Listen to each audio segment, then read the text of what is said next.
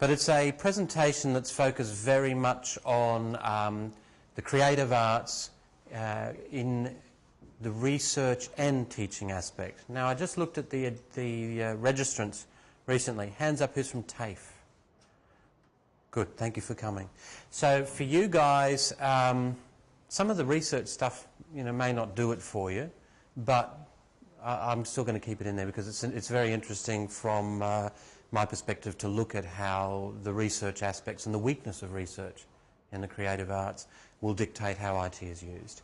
So if we look at the agenda today, oh, and by the way, everything that I mentioned today will be on a URL that I'll show at the end as well. So no need to write it down now. At the end of the 90 minutes, up it'll pop, but everything will be there.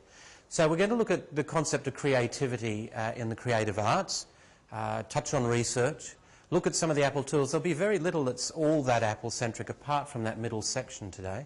And then we're going to talk about some of the cultural and social aspects and implications of what we've looked at before. So that's pretty much where we're going today.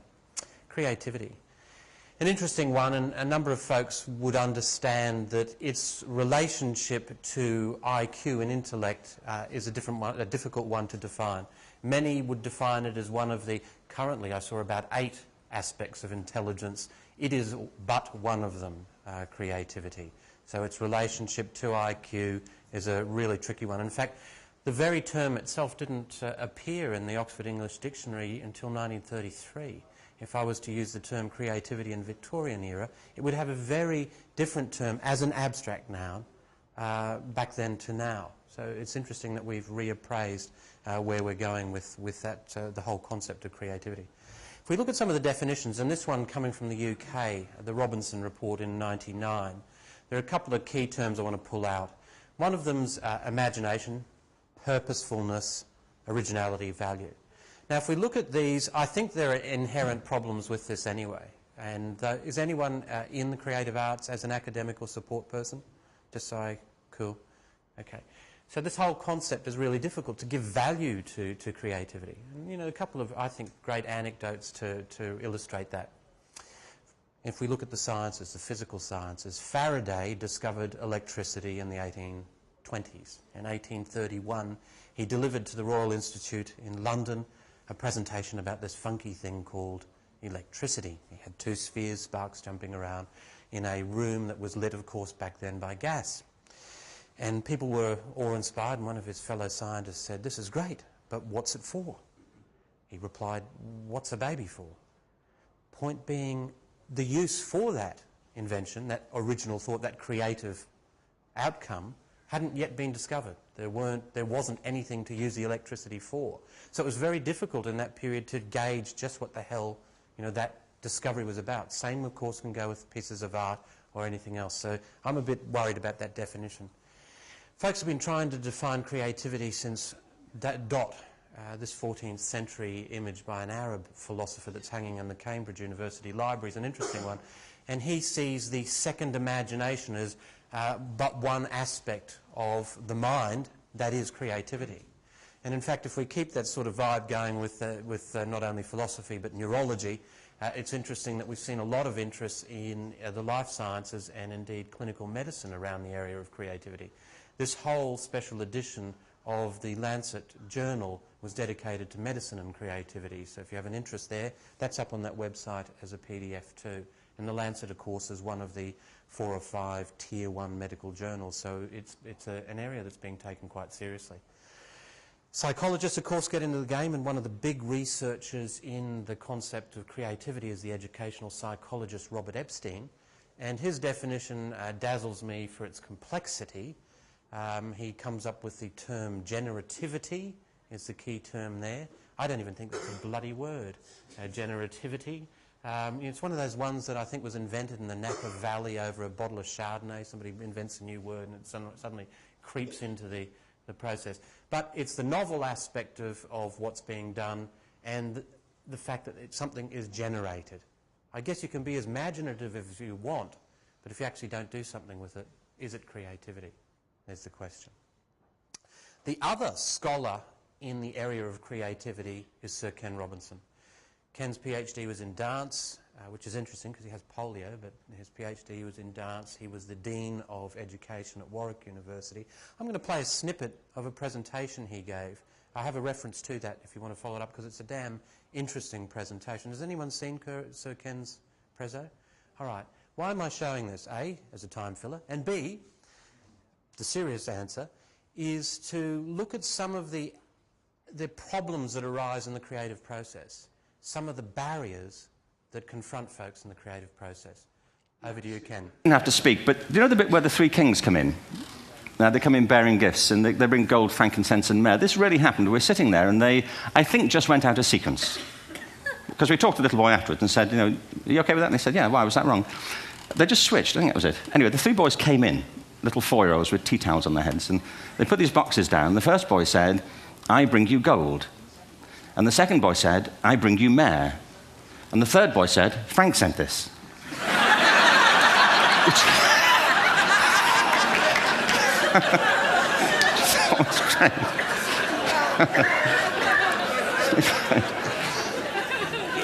What these things have in common is that kids will take a chance. If they don't know, they'll have a go. Am I right? They're not frightened of being wrong. Now, I don't mean to say that being wrong is the same thing as being creative. What we do know is, if you're not prepared to be wrong, you'll never come up with anything original. If you're not prepared to be wrong.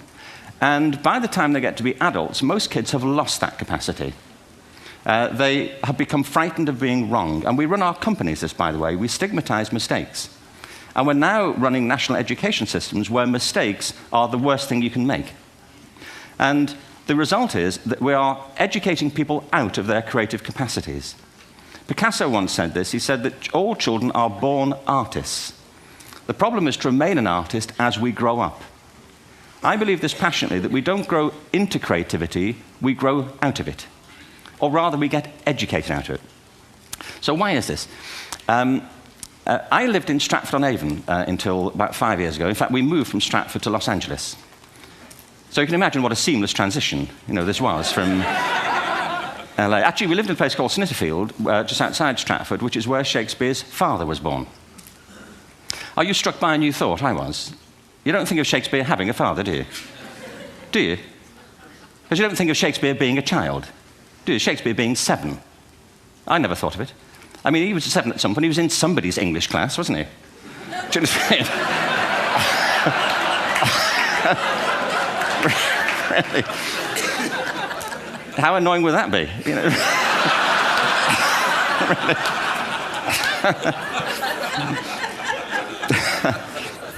Must try harder. Being sent to bed by his dad to Shakespeare. Go to bed now, to William Shakespeare, and put the pencil down, and stop speaking like that. It's confusing everybody. So the point, although given lightly by Ken, and 20 minutes of this is quite entertaining, the point is there are barriers between the individual's creative process and their creative output, and I want to touch upon some of that as we go along today. Ken actually was in Australia only last month, and I had the pleasure of seeing him. QUT kept it to themselves. I didn't know till about 2 days before, but I turned up and saw him present and met him, and it's great. This is actually a definition he dropped, which I think is wonderful. All the waffle of Epstein et al. You can forget about. Applied imagination, I think, is a great definition. So, how does a university or any environment handle the creative process?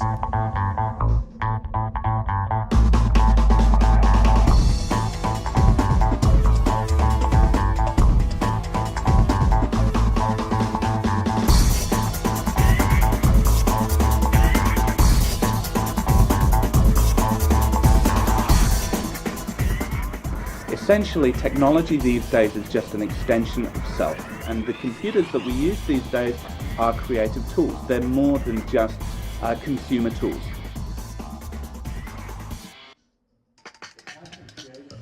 The types of creative products that we do these days and that we produce are mixed media products. If you look at a game, it involves 3D, it involves film and video, it involves special effects. All of these digital technologies contribute to creating experiences for end users. What we do at ECU is we work by developing interdisciplinary courses, and we do it through courses such as our Bachelor of Creative Industries, Bachelor of Science in Digital Media, and our Bachelor of Contemporary Arts. We have lots of labs equipped with iMacs and Mac Pros. We use them for a range of things. In film and video, we use Apple Final Cut Pro, high definition. That provides us with our digital workflow for video. In game design and culture, one of the main aspects of that course is 3D modeling and animation. And we use Lightwave 3D to provide us with a cross-platform solution to that, so that students who are able to create models in Lightwave 3D, texture them, animate them, light them, render them, are able to do so cross-platform. They can take those skills to any environment in which they need to. I'm still learning how to edit, so I find Final Cut Pro really user-friendly program to use. We find that Apple computers allow us to do just about anything that we need relating to creative technologies. I like this environment mainly because it allows me to explore my ideas. The real advantage of digital is its flexibility, the fact that you're working with data. And data is data and can be manipulated in lots of different ways. I love the freedom, it's great. I can't stand being inside, especially for a few hours on end, just cooped up in a little room. Students can be defined as digitally native. They grew up with technology. They work with technology. They understand technology. Technology is just really an extension of themselves. They use it for everything. A lot of people attribute some kind of divine intervention or serendipity to the creative process. There is an element of magic, if you like, that sometimes can't be definable.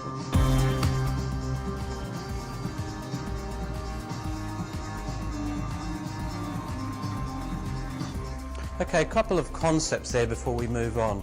I think the really strong take-home is that technology is, or should be, the goal, an extension of self. And this, of course, revolves around all sorts of concepts of user interface and design of the software. He also brought up this concept of digital natives, some of you may be aware of. I'm highly sceptical of it. Let's touch upon that later when we look at social implications. And the other thing I want to bring up is I'll show case studies throughout this, but there is by no means am I saying these are best practice. There is no way I would say ECU is the end-all when it comes to the creative arts. It's a way for you to see what your colleagues are doing. Simple as that. So in the university space, research is an issue. And there are some probably cultural issues with the creative arts and research. And I guess the best way to look at this, and by the way, I've just been in New Zealand, so my perspective of the research world has certainly changed from last week. This is the universe after New Zealand, and certainly how they like to look at the universe. But the reality is research defines the income stream for the university and the department. So it is a big deal, the metrics that now revolve around the whole concept. As of this year, our friends down in Dunedin and in the Central Otago wine region, I also see the world through other eyes that sometimes quite glazed over, are now the top research group in New Zealand, and therefore attracting the funding. Adelaide University, not Adelaide, Auckland University was last year. And we have these sorts of political games, of course, happening in Australia as well, and we'll look at how those metrics are decided upon. Now, research in the creative arts is defined in a number of ways, and boy is it hard to give measurement to. Another anecdote. Mahler was working on, so the story goes, a sonata when one of his students wandered in, was dazed and sat there and said, Maestro, that was just absolutely wonderful. What does it mean? And Mahler said, it means this, and played it again. You know, giving an abstract definition for some creative product is really quite difficult. Labelling it, measuring it, describing it, very difficult. Despite that, that's what we're asking folks to do. In the creative arts, of course, it's not as easy as in, say, computer science, where one's research output could be measured by the number of journal articles you have in a Tier 1 journal. It's very different. We are creating pieces of art. Now, in the year 2000, New Zealand, who are actually ahead of us in this game, came up with a portfolio-based research framework where they measured research output in the creative arts. And there have been definitions by their ed folks that do take into account the creative nature of the work in the creative arts and the creative disciplines. We, on the other hand, this year started the Research Quality Framework, or RQF, which is chaired by Prof Cunningham in the area of humanities, arts and social sciences. If we look at some of the demographics and some of the figures, we can draw some interesting conclusions. I have at the top some effective full-time student numbers for 2005. Creative arts students accounted for about 7%. IT students accounted for about 7%. If we then look at the number of discovery grants that are kicking off this year in 2007, in IT, as you can see there in yellow, 56 grants. In creative arts, 16. Something's going on. If we drill down to the arts, we can see, well, there are some surprises. I would have thought that multimedia, cinema and the digital electronic arts would have had most of the research projects kicking off this year. No, it's actually the performing arts have got the swag of funding for research grants. Their performance and research is actually ahead. If we look at the RQF assessment panels, number 13 is the creative arts. It excludes art history. It's evolved that way. It's more of an analytical area. That's ended up with a very different basis. But it now involves built environment and architecture. We can draw some conclusions from this, looking at the experience of others. If we look at the UK, who've been using the RQF style system for a little bit longer than New Zealand and have now moved on, what's happened in the architecture space? University of Edinburgh wrote a paper that criticised the research record of architecture in the United Kingdom and found that some of the issues revolved around the fact that there was a lack of collaboration and a lack of a tie-in with learning and research, or pedagogy and research. This gives us some nice clues as to where we might go when technology gets involved, because collaboration's a big deal and tying in pedagogy and research is a big deal. If we keep this rolling and look at a paper last year from the Arts and Humanities Research Council in the UK, their Ict Strategy, here's what they say needs to be done. There needs to be a lot more work done in annotation and searching of digital media. And this, of course, is important. You need to be able to tag data with descriptors, metadata and so on. And technology such as QuickTime, of course, allow that, and podcasting, which is something that's grown out of that sort of underlying architecture in an IT sense. They've said again that peer review / collaboration is a big issue. Can we come up with some way of getting collaboration happening, getting peer review happening? This leads us, of course, into the area of Web 2, collaborative technologies, student content being placed up there, colleagues placing their content up there. Looking at flexibility with archiving and linking e-archives and e-research. This is great because this ties straight into the technologies that are out there to enhance the research project process. In fact, if we look at a recent conference, Create World, that the AUC held up at Griffith University in Brisbane, and look at some of the papers presented, and some of these I'll be using as case studies, the hot buttons are all ticked. Annotating time-based media, that was one of the ones defined as a big deal. Creative technology for convergent thinking, tying e-research into e-learning and getting that nexus happening. These are areas that people are working on, and we'll touch upon some of them. One of the ones I'll use as a case study is collaborative technology, such as the work that Richard Vella and, more importantly, the Omnium project have got involved in. Now, when we're talking a case study from the University of New South Wales, let's see what they're doing with the Omnium project.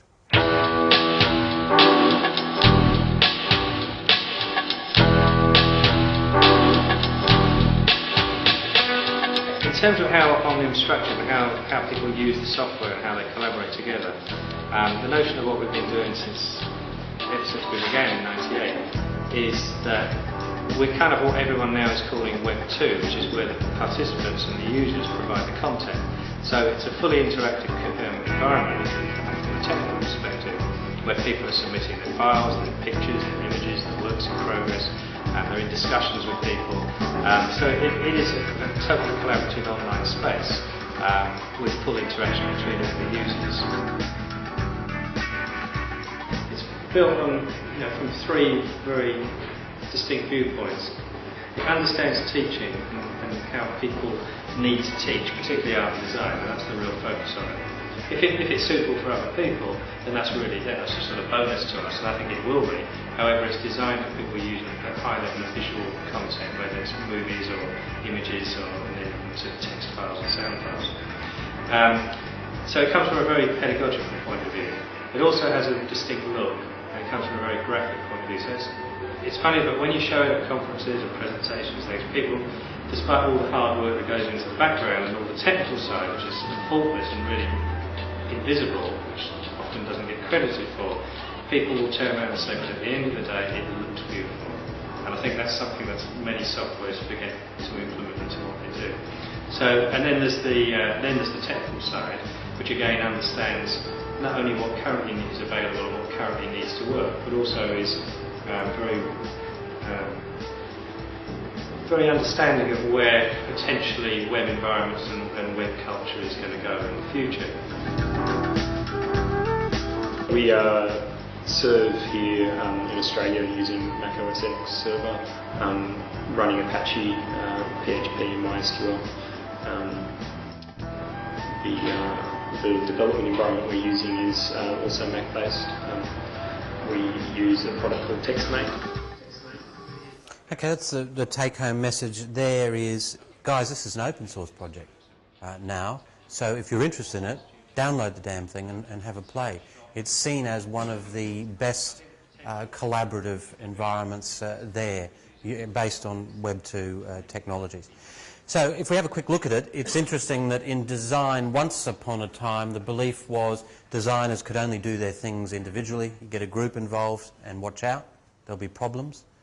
That's changed so that folks like Tomato, the British advertising group, really sees that technology isn't a replacement but is a central part of it, and that it is group work that's important. And I'd be very surprised if you as practitioners didn't have your students working in groups.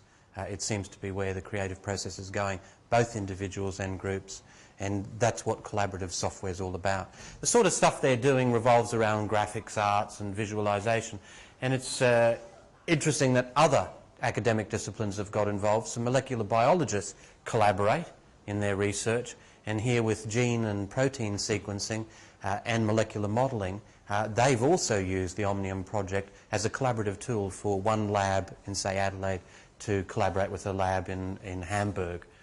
So it's an interesting tool that can be used across disciplines. The interface really is quite good for uploading files. It's just a drag and drop. You can see that there are academics and researchers and students working from different geographies. And one of the beautiful technologies is it not only takes care of the asynchronous, but the synchronous with built-in chat facilities. And that's not something we'll have in our server come Leopard, so it's actually quite a powerful technology. So when technology enters, there's essentially a shift. And that shift goes away from technology being the tool, as to, as Mark said from ECU, technology being an extension of self. This is the goal, to have it so seamless that technology is just an extension of self. And this is where that whole debate about the digital native comes up. I'm going to demo a couple of applications, a couple of programs that are useful, I would argue, in the research space. And the first one I'd like to demo, get comfortable here, is a little package called Delicious Library. Who's ever used this? It's a nice little package. You guys like it? Yeah. Yeah, it's a nice one. I mean, every time I do this demo, I must remind myself that my sister-in-law's still got that book, and she borrowed it back in 2005. So it's a great little management tool, but it's all about the convergence of technology. So this has of course, all the Apple notebooks have the cameras built in, so I can basically just use this as a library tool. Goes out to the internet, assuming the net's still up and about. Opening our minds, learning to be creative. So it will go out to Amazon and elsewhere, find out that that's Ken Robinson's text, and bring back that information. So it's a lovely little application that I could then export out to EndNote and others, but I certainly love it for home. Another tool that's, and by the way, these are shareware packages I'm going to demo today, meaning none of them are over $40. Again, reference to each of these applications is at the URL I'll give later on. So here's an application that's being used for all sorts of things. Not only are people whipping up their thesis with it, but folks are writing scripts with it. So the guy that writes some of the scripts for the BBC production Spooks, who's into Spooks? I'm certainly got into it. Well, it's just finished last week, hasn't it? He writes his scripts using Scrivener. And the beauty of it uses the metaphor of a desktop so that if you've been into research, you know that you're grabbing stuff from all over the place, not only original research, but research from everywhere. So he uses this lovely metaphor of the pinboard, where you can drag and drop and put all of your work. And here I'm working in cinema history on the movie Citizen Kane. Who's seen Citizen Kane? About half of you? Okay. So it's interesting. And it's interesting if we look at it historically, so it will allow us also to put some videos there. And if we have a look at a couple of these videos, I think it's worthwhile actually having a look at one of these. Let's not forget Orson Welles came from a radio background. Let's not forget this is the 1930s. What you're about to see was one of the first trailers for a movie. Now, when watching it, think about it how trailers work now and where they've come from. It's a very interesting shift in the whole methodology. Mike? Give me a mic.